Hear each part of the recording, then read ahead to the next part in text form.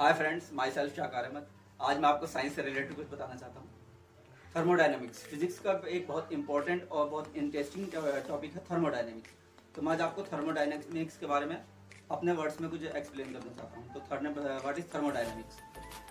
अब बात स्टार्ट करते हैं हम एनर्जी से। Energy, what is energy? Energy actually capability of doing work is called energy. जहाँ पर वर्क करने की एबिलिटी होती है उसे हम एनर्जी कहते हैं। एनर्जी बहुत टाइप की होती है, इसका यूनिट जूल होता है। जैसे chemical energy, electrical energy, photo energy, wind energy और बहुत टाइप की एनर्जी होती है। और काइनेटिक एनर्जी और पोटेंशियल एनर्जी। काइनेटिक एनर्जी का फार्मूला हमारा हाफ mv² होता है। पोटेंशियल एनर्जी का फार्मूला हमारा mgh होता है। तो इस टाइप से हम एनर्जी के बारे में डिस्कस करते हैं। अब एनर्जी के बारे में यह है कि ना तो एनर्जी को क्रिएट किया जा सकता है ना डिस्ट्रॉय किया जा सकता है। एनर्जी को सिर्फ कन्वर्ट किया जा सकता है एक फॉर्म से दूसरी फॉर्म। हम एनर्जी को ना तो क्रिएट कर सकते हैं ना डिस्ट्रॉय कर सकते हैं। एनर्जी को सिर्फ एक फॉर्म से दूसरी फॉर्म में कन्वर्ट किया जा सकता है। जैसे मैकेनिकल एनर्जी को हीट एनर्जी में, इलेक्ट्रिकल एनर्जी को मैकेनिकल एनर्जी में, इस टाइप से हम एनर्जी को कन्वर्ट करते हैं। तो थर्मोडायनेमिक्स में एक्चुअली हम इसी पर डिस्कस करते हैं कि हम किस किस तरीके से एनर्जी को कन्वर्ट किया जाए। Transformation of energy, transformation of heat, radiation, temperature, इस चीज़ को डिस्कस किया जाता है। किस किस तरीके से हम एनर्जी को कन्वर्ट कर सकते हैं अपनी एप्लीकेशन में। जैसे एसी सिस्टम है हमारा, रेफ्रिजरेटर है, हीट इंजन है और हमारा जो है गाड़ियाँ हैं, मोटर है, इलेक्ट्रिक मोटर। तो उसमें किस किस तरीके से हीट को कन्वर्ट करके हम अपनी एप्लीकेशंस को यूज़ करते हैं रेफ्रिजरेटर में। ठीक है ना। तो इस बारे में आज हम डिस्कस करेंगे कि कैसे कैसे हम हीट को, एनर्जी को कन्वर्ट कर सकते हैं। अब हीट जो है हमारी, हीट को हम जो है हमेशा हायर टेम्परेचर से लोअर टेम्परेचर की तरफ चलती है। हीट हमेशा हायर टेम्परेचर से लोअर की तरफ चलती है। हीट कभी लोअर से हायर की तरफ नहीं चलती। तो अगर हमें लोअर से हायर की तरफ चलाना हो तो हमें क्या करना होगा? जैसे हमारा एसी सिस्टम है उसमें हमें हीट को लोअर टेम्परेचर से हायर की तरफ चलाना होता है। ठीक है ना। तो इस बारे में हम डिस्कस करेंगे। अब हमारा यूनिवर्स को हम दो पार्ट में डिवाइड कर देते हैं, एक सिस्टम और एक सराउंडिंग। ठीक है ना। एक हमारा होता है सिस्टम और एक सराउंडिंग। अब सिस्टम क्या होता है हमारा, जहाँ पर भी हम कुछ वर्क करते हैं उसे हम सिस्टम कहते हैं। ठीक है ना। और इसके अलावा जो भी हमारा पूरा यूनिवर्स है उसे हम सराउंडिंग कहते हैं। तो universe is equal to system plus surrounding. तो इसके बारे में डिस्कस किया जाता है। अब इसमें 3 लॉज है। First law of thermodynamics, second law of thermodynamics, third law of thermodynamics, entropy, enthalpy. इस टाइप की चीज़ों को डिस्कस किया जाएगा। एनर्जी, वर्क जब भी होता है, वर्क और एनर्जी में एक रिलेशन होता है। वर्क और एनर्जी में रिलेशन होता है हमारा। Work is equal to force multiply distance.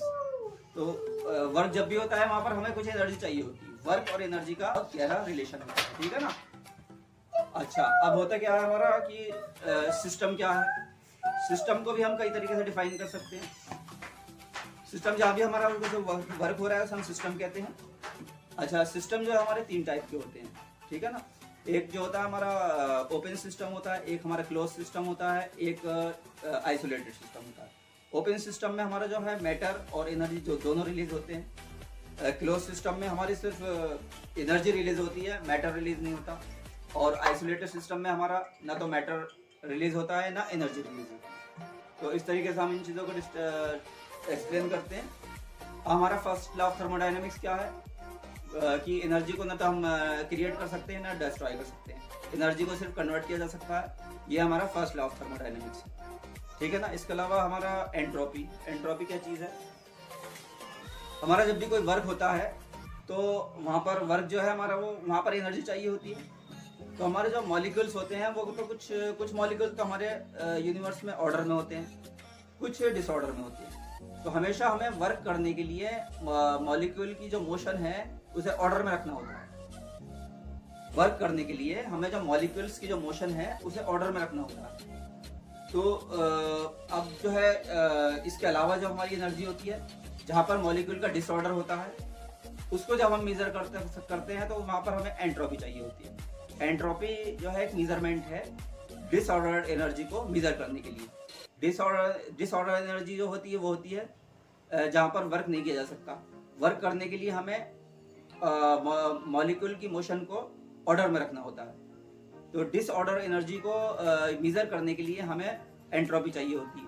तो हम जानते हैं कि हमारे यूनिवर्स की एंट्रोपी बढ़ रही है, यानी कि डिसऑर्डर मॉलिक्यूल जो हैं उनका नंबर्स बढ़ रहा है, ठीक है ना। इसका मतलब पहले हमारा यूनिवर्स ऑर्डर में था, अब हमारा यूनिवर्स जो है वो डिसऑर्डर की तरफ बढ़ रहा है।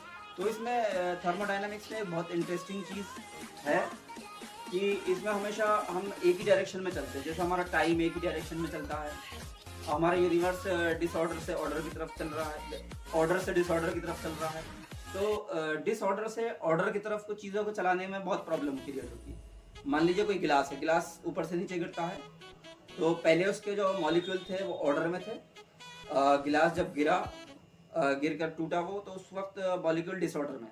तो यहाँ पर हम ऑर्डर से डिसऑर्डर की तरफ चल रहे हैं, लेकिन डिसऑर्डर से ऑर्डर की तरफ नहीं चल सकते। ऐसा नहीं हो सकता कि गिलास के टुकड़े दोबारा से फिर वो जोड़कर गिलास बन जाए। तो थर्मोडायनामिक्स इसी चीज़ को डिस्कस करता है कि हमेशा हमारा यूनिवर्स ऑर्डर से डिसऑर्डर की तरफ चलता है। डिसऑर्डर से ऑर्डर की तरफ चलाने के लिए हमें बहुत सारे इसमें एक्सटर्नल सोर्सेज का यूज़ करना होता है। इसके अलावा हमारे सिस्टम के अंदर हमारी बहुत सारी चीज़ें होती हैं कि सिस्टम में अब चीज़ें कौन कौन सी होती हैं इसमें, जैसे वॉल्यूम, टेम्परेचर, प्रेशर, डेंसिटी, इन सब चीज़ों को हमें चेंज करना होता है।